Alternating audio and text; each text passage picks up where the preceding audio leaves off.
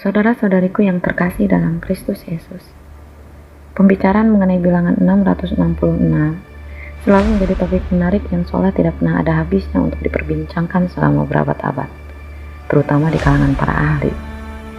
Dan situasi ini kemudian melahirkan ide-ide baru dan teori dengan metode rumit yang tak sedikit menguras waktu dan tenaga.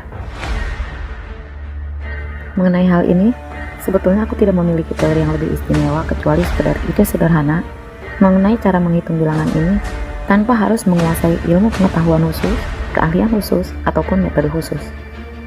Jadi biarkan Alkitab itu sendiri yang mengungkapkan rahasia maknanya.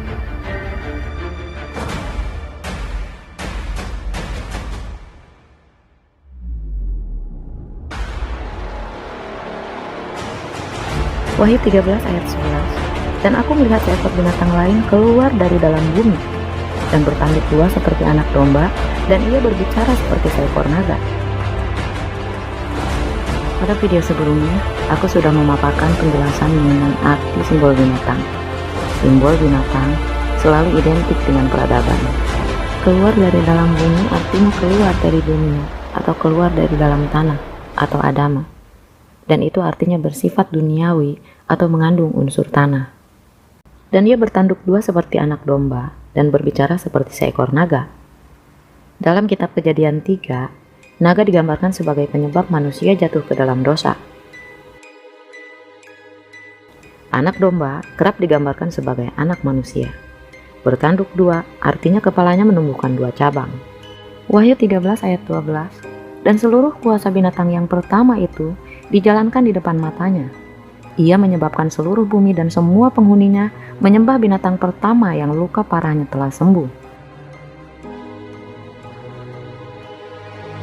Pada video sebelumnya juga, aku telah mengutarakan 7 fakta mengenai binatang yang pertama ini, yaitu binatang yang keluar dari dalam laut, yang secara keseluruhan dapat kita pahami sebagai kultus atau penyembahan berhala.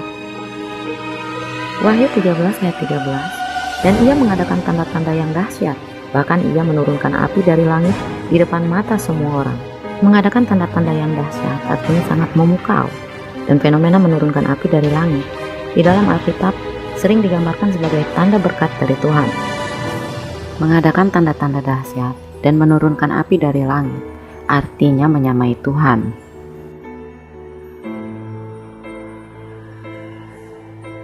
Wahyu 13 ayat 14. Ia menyesatkan semua orang yang diam di bumi dengan tanda-tanda yang telah diberikan kepadanya untuk dilakukannya di depan mata binatang itu.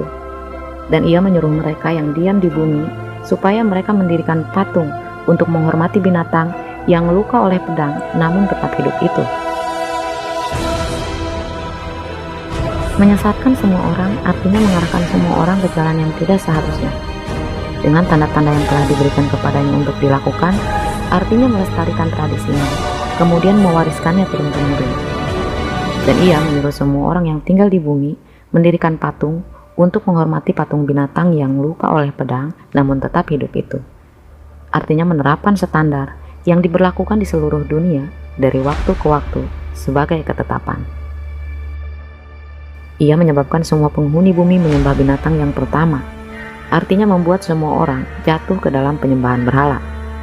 Wahyu 13 ayat 15. Dan kepadanya diberikan kuasa untuk memberikan nyawa kepada patung binatang itu, sehingga patung itu berbicara juga dan bertindak begitu rupa, sehingga semua orang yang tidak menyembah patung binatang itu dibunuh. Untuk dapat memberikan nyawa kepada sesuatu yang tidak bernyawa, seseorang hanya butuh memperlakukannya seolah ia makhluk bernyawa, menjaganya dengan baik, dan mengusahakannya menjadi besar, dan terus mengembangkannya. Sehingga patung itu berbicara juga dan bertindak begitu rupa, sehingga semua orang yang tidak menyembah patung binatang itu dibunuh. Jadi cukup jelas patung binatang itu akan menuntut semua orang, memperbudaknya sedemikian rupa, sehingga semua orang bergantung padanya, dan membuat seisi bumi tak bisa bertahan hidup.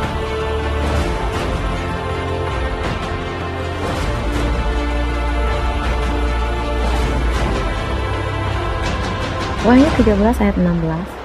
Dan ia menyebabkan sehingga kepada semua orang, kecil atau besar, kaya atau miskin, merdeka atau hamba, diberi tanda pada tangan kanannya atau pada dahinya. Tanda pada tangan artinya memperjuangkan, dan tanda pada dahi artinya memusatkan perhatian. Salah satu penyebab manusia jatuh dalam dosa dan satu-satunya hal yang membuat manusia tak mampu bertahan hidup adalah uang. Semua orang, baik kecil atau besar, miskin atau kaya, merdeka atau hamba, semuanya membutuhkan uang. Wahyu 13 ayat 17, dan tidak seorang pun dapat membeli atau menjual selain daripada mereka yang memakai tanda itu, yaitu nama binatang itu atau bilangan namanya. Satu-satunya alat tukar yang bisa diterima secara umum di setiap transaksi di seluruh dunia adalah uang.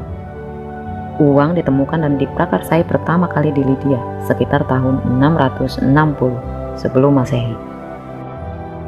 Dan Lydia kemudian menjadi provinsi Kekaisaran Romawi, raja ke-6 dari binatang yang lupa oleh pedang namun tetap hidup itu.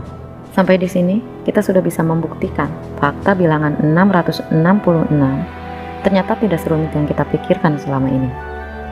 Yang penting di sini ialah hikmat.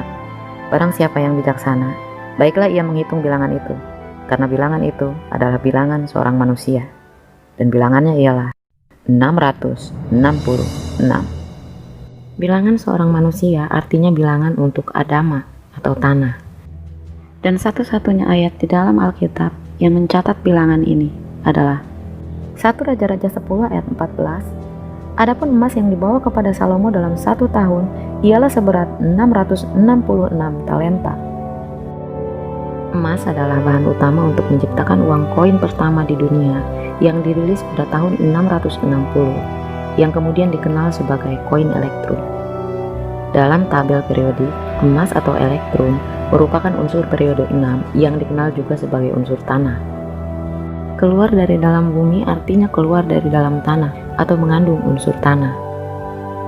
Berdasarkan fakta ini, kita sudah bisa menyimpulkan binatang yang keluar dari dalam bumi adalah kekayaan duniawi.